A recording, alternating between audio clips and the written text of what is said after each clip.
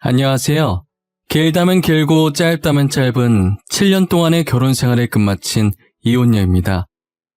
저는 결혼만 하게 되면 앞으로 남은 인생 행복하게 보낼 수 있을 거라고 생각했어요.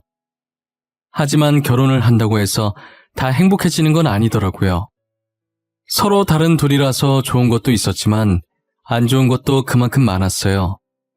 결혼은 현실이라고 신중하게 생각하라고 했지만 이건 실제로 겪어본 사람만 알 수 있겠더라고요. 결혼 얘기가 오갈 당시엔 주변에서 제게 뭐라고 조언을 하든 들리지 않았어요. 이 사람만 제 곁에 있어주면 어떤 길이든 꽃길처럼 같이 걸어나갈 수 있을 것 같았으니까요. 하지만 현실은 너무 가혹했고 절대 호락호락하지 않았어요. 자신의 인생에서 주인공은 오직 자기 자신뿐이라는 말이 있잖아요.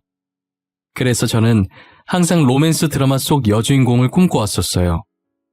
정신을 차려보니 저는 배역 이름도 대사도 없는 단역에 불과했지만요. 제 결혼 생활을 굳이 드라마에 비유해보자면 막장 드라마가 제일 잘 어울렸어요.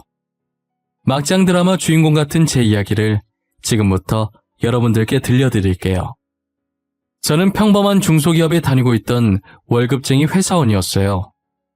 안전한 게 세상에서 제일 좋다고 생각했던 전 남 밑에서 일하면서 매달 정해진 날에 제때제때 월급을 받는 생활에 굉장히 만족하고 있었어요. 당시 결혼할 마음이 없었지만 하게 된다면 저와 똑같은 월급쟁이랑 하고 싶었어요. 저는 결혼을 일찍 하고 싶은 마음이 없었기 때문에 성인이 되어서는 연애를 하지 않았어요. 연애한다고 해서 다 결혼을 하는 것은 아니지만 혹시나 실수라도 하게 될까봐 미리부터 겁을 먹고 걱정스러운 마음에 시작조차 하지 않았죠. 그러다 평소에 전화를 하지 않던 친구가 무슨 급한 일인지 제게 전화를 했더라고요. 대뜸 소개팅에 나갈 사람이 없다고 제발 한 번만 나가달라고 사정을 하는 거예요. 수진아, 나 부탁이 있는데 들어줄 수 있어? 아니, 꼭 들어줘야 해. 모레 소개팅이 하나 있는데 원래 가려던 애가 갑자기 펑크 내는 바람에 혹시 네가 대신 가주면 안 될까? 싫어. 안 나갈래. 나 원래 소개팅 같은 거 안 하는 거 알잖아. 다른 애한테 부탁해봐. 왜 미니 있잖아. 미니한테 부탁해보면 되겠네. 펑크 낸 애가 미니야. 내가 너 소개팅 싫어하는 거 아는데 진짜 부탁할 사람이 너밖에 없어. 딱 한 번만 나가주라. 다음부턴 이런 부탁 안 할게. 응? 제발. 소개팅 특유의 어색한 분위기가 정말 싫은데. 진짜 나밖에 없어? 부탁할 만한 다른 애 더 없어? 없어, 너뿐이야. 그러니까 제발 한 번만 나가주라. 응? 그냥 차 한 잔만 하고 온다고 생각해. 그 자리에만 나가주면 너가 무슨 행동을 하든 상관없어. 진짜지? 나 진짜 너네 만나듯 편하게 한다. 내가 무슨 행동을 하든 정말 상관없는 거 맞지? 진짜 내 마음대로 해버릴 거야. 그렇다니까. 편하게 아무렇게나 있다가 와. 가주는 것만으로도 나는 너무 고맙다 진짜. 어쩔 수 없이 처음이자 마지막이라는 생각으로 소개팅에 나갔다가 남편을 만나게 됐어요. 친구가 말하길 상대가 사업하는 남자라길래 전혀 관심이 없었어요. 사업한다고 늘 잘 될 거라는 보장도 없고 상승이 있으면 하락도 있는 법이니까요. 그래서 저는 정말 간단하게 차 한 잔만 마신다는 생각으로 아무 생각 없이 나갔어요. 아무 생각 없이 나가니까 떨리지도 않고 말도 술술 잘 나오더라고요. 오히려 망설임 없이 자신의 말에 대답하는 저를 보고 남편은 마음에 들었나 봐요. 저한테 차 다 마신 것 같으니까 카페에 나가서 간단하게 저녁을 먹자고 하더라고요. 어차피 저는 당장 집에 가서 할 것도 없으니까 별다른 뜻 없이 그러겠다고 했었어요. 카페에선 몰랐는데 저녁 먹으러 갔을 때 사람이 되게 매너가 좋고 뭐든 최대한 저한테 맞춰주시려고 신경 쓰는 모습이 제 눈에 보이더라고요. 그리고 돈 좀 벌면 종업원들한테 막대하지 않을까 했는데 종업원들한테 부탁할 때도 엄청 친절하게 말해서 저는 남편에게 되게 호감스러운 면을 많이 발견하게 됐어요. 하나 아쉬웠던 건 아무래도 사업을 한다는 점이었는데 그래도 사람은 성격이 좋은 게 최고니까 그 정도는 가볍게 넘어갈 수 있었던 것 같아요. 저희는 그렇게 2년 정도 짧지 않은 연애를 하고 결혼했습니다. 매일 데이트를 끝마치고 헤어지는 길이 아쉬웠는데 이젠 같은 집을 향해 가니 너무 좋더라고요. 5년 정도는 정말 신혼분위기 내면서 연애할 때보다 더 달달한 결혼 생활을 보냈던 것 같아요. 저는 그때까지만 해도 어리석게 이 행복이 영원할 줄만 알았어요. 그러다 한참 잘 되고 있던 남편의 사업이 한순간에 망하게 된 거예요. 남편 말에 의하면 직원 한 명이 회사 공금을 몰래 뒤로 싹 다 빼돌려서 그렇게 됐다고 하더라고요. 믿었던 직원에게 배신당한 충격에 남편은 꽤나 오랫동안 술에만 의지하며 살았던 것 같아요. 술에 찌들 대로 찌들어서 불과 한 달 전 멀끔했던 모습이 온데간데 없어졌더라고요. 제가 출근한다고 일어나면 술에 쩔어서 자고 있고 퇴근하고 오면 술에 쩔어서 들어오는 게 반복됐어요. 그러더니 한날은 예전처럼 멀끔한 복장으로 잠시 나갔다 오겠다고 하는 거예요. 남편은 사업의 끈을 놓지 못하고 사업 계획서를 들고 여기저기 투자처를 알아보고 있었던 거예요. 저는 그 모습을 가만히 쳐다만 보다가 남편이 너무 하고 싶어 하길래 제가 이제껏 모았던 돈을 줬어요. 여보, 그게 그렇게 하고 싶어? 그럼 급한 대로 이 돈이라도 가지고 해. 지금까지 내가 모았던 돈이야. 내 전 재산 지금 당신한테 바치는 거야. 그 대신 이번이 처음이자 마지막이다. 알겠지? 고마워. 진짜 고마워. 내가 잘 되면 꼭 갚을게. 이번엔 진짜 잘할 수 있어. 나 믿지? 나 당신 실망시키지 않을게. 보란듯이 성공해서 사모님 소리 듣게 해줄게. 사모님 소리는 바라지도 않으니까 일단 이 돈으로 잘해봐. 나도 당신 응원해. 평소에 하던 대로만 하면 다시 일어날 수 있을 거야. 그러니까 너무 기죽지 말고 시작해봐. 여보, 진짜 고마워.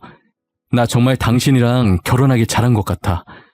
오늘 당신한테 진 빚 어떻게 해서든 내가 꼭 다 갚을게. 남편은 제 통장을 받아들고 미안하고 고맙다면서 저를 안고 울더라고요. 그 모습을 보고 있으니 얼마나 짠하던지. 그동안 사업하는 남편을 봐오면서 늘 성실한 모습을 보였기에 모아둔 돈을 망설임 없이 줄 수 있었던 것 같아요. 이제껏 남편이 사업하는 동안 허튼 짓 한 걸 본 적이 없었거든요. 그래서 새롭게 시작하면 꼭 다시 일어날 수 있을 거라고 굳게 믿었었어요. 하지만 남편의 사업은 처음 했었던 사업처럼 쉽게 되지 않았고 결국 또 망하게 되었죠. 그런데 문제는 남편이 저 몰래 집을 담보로 대출까지 받아서 사업을 한 것이었더라고요. 여보, 이게 뭐야? 우리 집이 왜 경매로 넘어가? 당신 혹시... 아니지? 설마 우리 집 담보로 대출 받은 거야? 여보, 미안해. 나도 잘해보고 싶어서 그랬던 거야. 당신이 준 돈으로는 부족하더라고. 그래서 그렇게 한 건데 이렇게까지 될 줄은 몰랐어. 그랬으면 나한테 먼저 말했어야지. 이렇게 중요한 일을 당신 혼자 결정하면 어떡해? 이 집 당신 혼자 사는 집도 아니잖아. 만약에 집 넘어가면 당장 어디로 가냔 말이야. 결국 집은 경매로 넘어가게 되었고 저희는 빈털터리로 겨우 발뻗을 수 있는 단칸방에서 다시 시작했어요. 아직 저희 사이에 아이도 없고 둘뿐이니까 언제든 원래의 삶을 되찾을 수 있을 거라 생각했어요. 저는 남편에게 안정적으로 제때 월급이 들어오는 회사에 취직을 하라고 권했었어요. 하지만 남편은 첫 사업으로 한번 돈맛을 보느라 그런지 사업을 포기 못하겠다고 하더라고요. 더 이상 사업할 돈도 없으면서 다음 사업 뭐 할지 생각하고 있더라고요. 저는 어렸을 때부터 주얼리에 관심이 많았었어요. 그래서 당시 회사 다니면서 취미로 액세서리를 만들었는데 돈 될 만한 게 뭐 있을까 한참을 찾다가 뛰어난 솜씨는 아니지만 직접 만든 액세서리를 팔아서 몇 푼이라도 더 벌자는 생각을 했어요. 젊은 사람들 사이에 SNS가 한참 유행이었던지라 저는 SNS를 이용해서 액세서리를 팔고 있었어요. 직접 손수, 팔찌, 목걸이, 귀걸이를 만든 후 그 완성품을 찍어서 SNS에 게시물을 올려 하나씩 팔았었죠. 아무래도 제가 하나하나 일일이 만들어야 하는 수작업 제품이다 보니 하루 종일 회사에 있다가 퇴근하고 집에서 만들려고 하니 시간이 나지 않더라고요. 그래서 주말에 몰아서 만들고 평일에 하나씩 업로드해서 팔았었어요. 역시 뭐든 인맥이 중요한 건데 제가 인맥이 없어서 처음 시작부터 잘 될 리가 없었어요. 당시 제 계정 팔로워 수가 적어서 인형 눈알 붙이는 것보다는 못 벌었던 걸로 기억해요. 다시 집을 되찾기엔 매출이 너무 저조해서 접을까 생각도 했었지만 한 달에 5만 원이라도 더 벌 수 있으니 꾸준히 시간 내서 계속하고 있었어요. 그러다 제가 평소처럼 새로운 액세서리를 만든 후 사진을 찍어 짧은 코멘트와 함께 판매글을 올리고 예전 게시물 댓글 관리를 하고 있었는데 유독 한 제품에만 댓글이 엄청 달려있는 거예요. 혹시나 그 제품에 문제가 있는 건가 싶은 무서운 생각이 들면서 댓글 눌러보기가 무서워지더라고요. 그런 생각을 하는 와중에도 댓글은 계속 늘어나고 있길래 떨리는 손으로 댓글을 클릭해보았어요. 알고 보니 유명한 인플루언서가 제 귀걸이를 착용하고 제 계정 아이디를 적어놓은 거예요. 인플루언서의 글을 보고 사람들이 똑같은 제품 다시 판매해주면 안 되냐는 댓글을 달고 있었던 거죠. 그 제품뿐만 아니라 그 전에 올렸었던 제품들까지도 댓글이 달리기 시작했어요. 이게 무슨 일인가 어안이 벙벙했지만 제가 맞는 액세서리를 찾아주니 기분이 너무 좋더라고요. 저는 인플루언서 분께 너무 고맙다고 보답으로 소정의 선물을 드리고 싶다고 연락드렸어요. 희정님께서 제가 만든 귀걸이를 착용해 주셔서 덕분에 주문량이 많이 늘었어요. 너무 감사한 마음에 뭐라도 보답해드리고 싶어서 이렇게 연락드렸어요.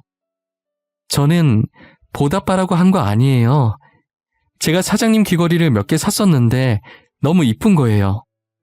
그런데 사람들이 많이 모르는 것 같아서 좋은 곳이 있다는 걸 아셨으면 하는 바람에 글 적은 거였어요.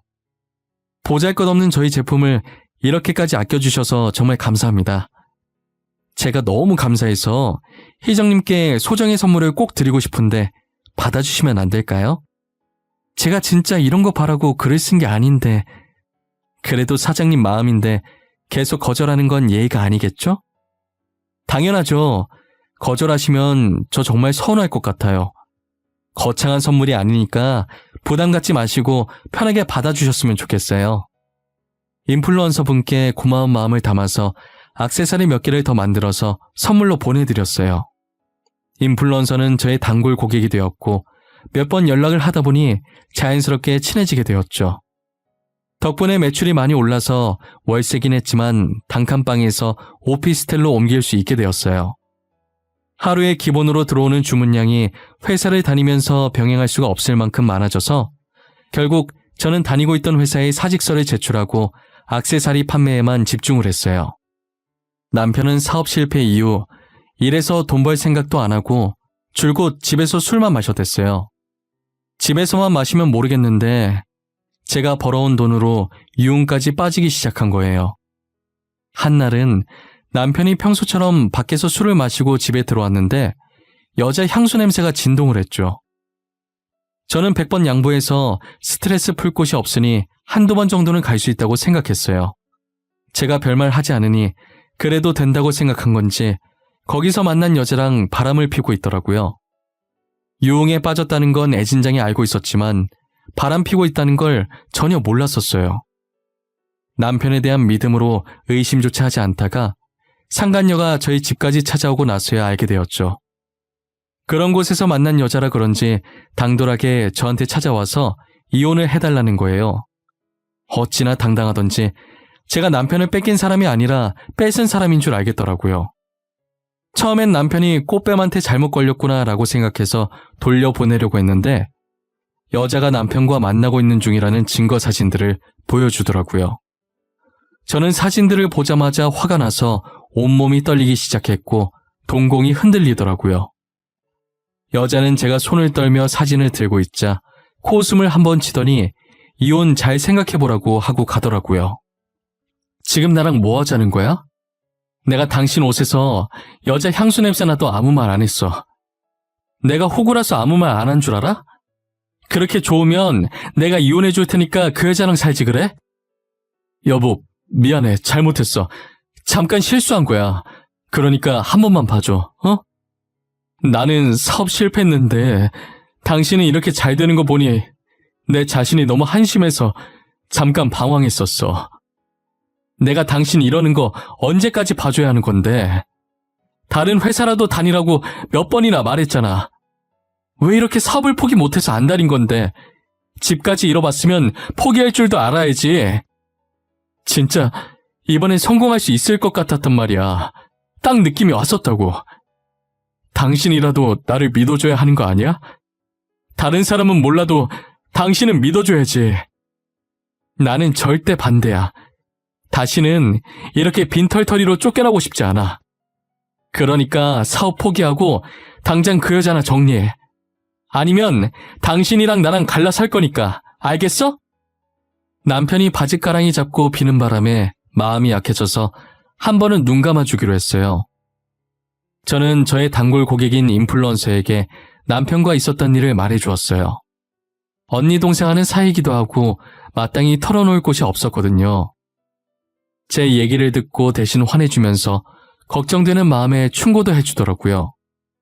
언니, 처음이 어렵지 두 번째는 쉬워. 그러니까 늘 의심하고 또 의심해봐. 돈은 넉넉하게 주지 말고, 알겠지? 그냥 돈을 안 주면 안 돼? 돈이 있으니까 그런 짓 하고 다니는 거 아니야. 어떻게 그래? 너무 불쌍하잖아. 우리 그이 사업 실패하고 인맥도 다 끊겨버려서 스트레스 풀 만한 게 술밖에 없어. 그러니 술이라도 마시게 해줘야지 어쩌겠어. 언니도 가만 보면 참 답답해. 나 같으면 진작 이혼하고 혼자서 편하게 살았어.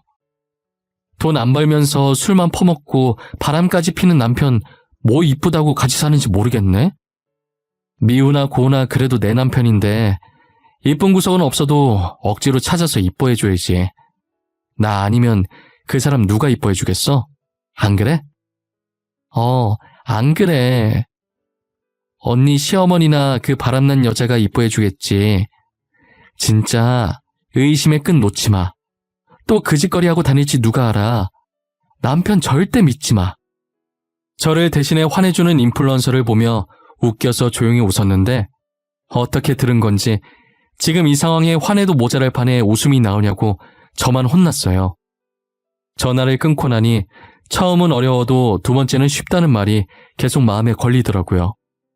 그런데 얼마 지나지 않아서 인플루언서 말처럼 남편이 또 다른 여자와 바람을 피고 있더라고요. 남편이 최근 들어서 정신 차린 건지 취업 준비한다고 멀끔한 복장으로 밖에 나갔었어요. 저는 다시 처음 만났던 때로 돌아온 것 같은 남편의 모습에 흐뭇했어요. 평소에 제가 눈치가 정말 없는 편이거든요. 하지만 여자의 촉이라는 게 정말 무서운 거더라고요. 겉보기엔 아무런 문제가 없어 보이는데 어딘가 이상하게 찝찝한 기분이 드는 거예요. 평소에 잘 보지 않았던 남편의 휴대폰을 그날따라 꼭 봐야 할 것 같다는 생각이 들었어요. 알 수 없는 긴장감에 심장이 엄청 뛰길래 괜히 남편한테 들킬까봐 손으로 부여잡고 자는 척했어요. 남편이 자는 것을 확인하고 협탁 위에 올려져 있던 휴대폰을 몰래 들고 나와 확인하기 시작했어요. 혹시나 도중에 남편이 깰까봐 나오면서 소리 안 내려고 발가락에 얼마나 힘을 주고 있었는지 몰라요. 잠금이 걸려 있었는데 비밀번호가 남편 생일도 아니고 저희 기념일도 아닌 제 생일인 거예요. 잠금 해제되는 순간 비밀번호를 아내 생일로 해놓는 사람인데 제가 괜한 의심을 한 건가 미안했어요. 하지만 잠금 해제와 동시에 남편에게 온 카톡을 보고 미안함에서 분노로 뒤바뀌었어요. 카톡을 확인하니 오늘도 즐거웠다고 얼른 남편과 결혼하고 싶다는 내용이더라고요. 너무 화가 난 나머지 눈물이 차올라서 화면이 제대로 보이지가 않는 거예요. 소매로 대충 눈물을 닦고 떨리는 손으로 카톡방에 들어가서 대화 내용을 저장해서 저한테 보내놨어요. 뒤에서 이런 짓 하고 다니는지도 모르고 그동안 남편을 믿어준 제 자신이 너무 비참해지더라고요. 처음 대화했던 날짜를 보니 저번에 걸렸던 여자와 비슷한 시점에 만나고 있었더라고요. 둘을 동시에 만나면서 저한테 걸린 여자와는 정리하고 지금 여자와는 저 몰래 계속 만나고 있었던 거죠. 상간녀와 결혼까지 약속했길래 저는 꼭 그 둘의 약속을 지켜주고 싶었어요. 그래서 사람을 시켜 둘이 만나고 있다는 증거들을 하나씩 모아두기 시작했죠. 당시 저는 어떻게 하면 이걸 시원하게 터뜨릴 수 있을까 하는 생각만 하면서 살았던 것 같아요.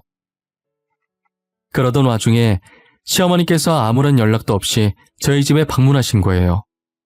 들어오자마자 집골이 이게 뭐냐부터 시작해서 이래서 귀한 아들 맡기겠냐고 난리치시더라고요. 사업 망하고 빈털터리로 집에서 저러고 있어도 자기 아들이라면서 남편한테 잘하라고, 못 본 사이에 얼굴이 안 좋아졌다면서 남편 양볼 감싸주며 유난을 떨고 있더라고요. 그 꼴을 보고 있자니 둘 다 제 집에서 확 내쫓고 싶었어요. 그러더니 대뜸 저한테 돈 좀 버는 것 같은데 모아둔 돈 있으면 달라고 하시는 거예요. 내가 듣자 하니 요즘 둘째가 귀걸이, 목걸이 만들어서 돈 좀 번다며? 그럼 모아둔 돈 꽤나 있을 것 같은데. 그치? 어머님, 그래서 저한테 하시고 싶은 말씀이 뭐예요? 돈 내놓으라고 말하시려는 거예요? 죄송한데 제가 모아둔 돈이 없어요. 수익이 꽤 된다고 하던데 모아둔 돈이 왜 없어? 그러지 말고 모아둔 돈 좀 줘봐. 이번에 우리 첫째가 가게 확장 이전을 해야 하는데 돈이 모자라서 그래. 저 진짜 돈 없어요. 어머님이 저한테 돈 맡겨놓으신 것도 아니잖아요. 그동안 남편이 제 돈으로 술 퍼마시고 여자 만나러 다니느라 못 모았어요. 제 말에 시어머니께서는 살짝 당황한 듯 대답을 못하시고 남편을 쳐다보더라고요. 남편도 안절부절 못하고 가운데서 저와 시어머니 눈치만 보고 있는 거예요. 그리고 몇 초 뒤 다시 제게 시선을 돌린 시어머니는 얼굴색 하나 안 변하고 어처구니 없는 말씀을 하셨죠.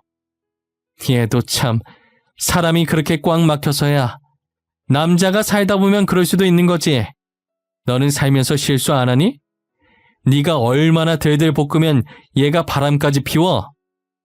지금 어머님 아들이 바람 핀 게 제 잘못이라는 거예요? 실수요? 의도적으로 다른 여자 만난 게 어떻게 실수가 될 수 있어요? 시아버지께서 그러셔도 넘어가 주시겠네요? 이게 시어머니한테 못하는 소리가 없네. 말이면 단 줄 알아? 우리 집안에 어쩌다 저런 게 들어와서는. 안 그래도 저도 지금 이런 집안에 들어온 거 후회 중이라서요. 어머님도 제가 못마땅하신 것 같은데 빠른 시일 내에 남편이랑 이혼해야겠어요. 그냥 어른한테 죄송하다고 하면 끝날 일 가지고 뭐? 이혼?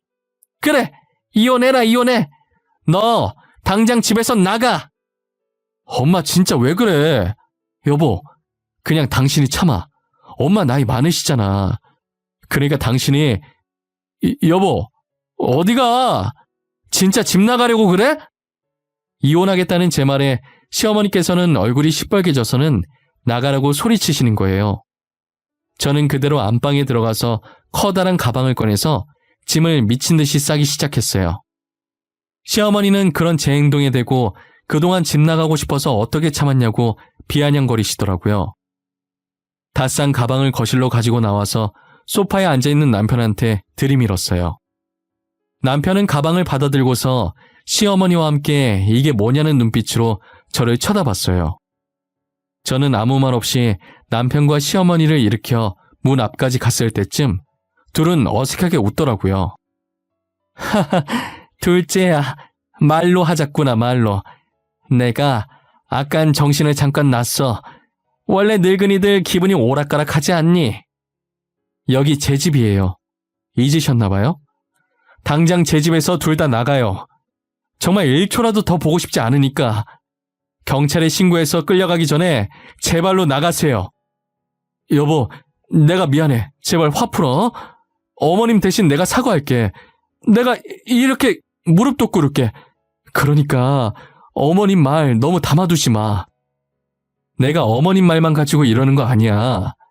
당신 또 바람 폈더라?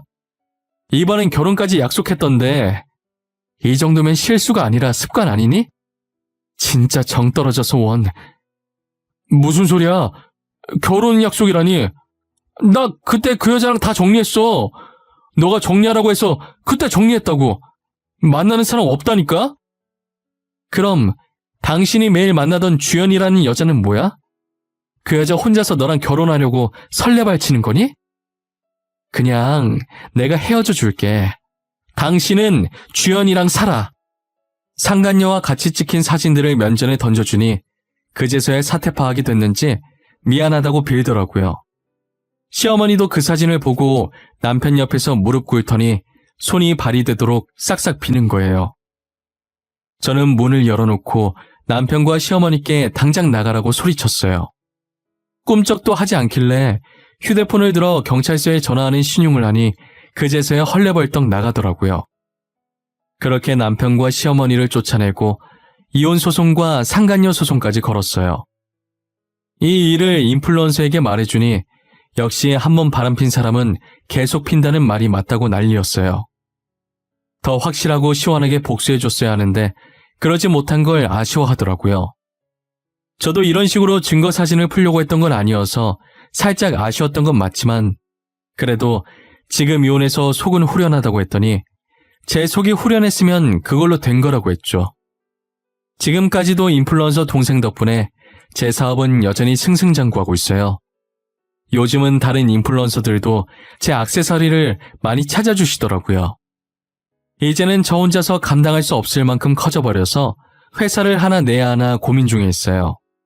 하지만 전 남편이 한번 직원한테 배신당해서 사업 망하는 걸 봐온 터라 고민이 되더라고요.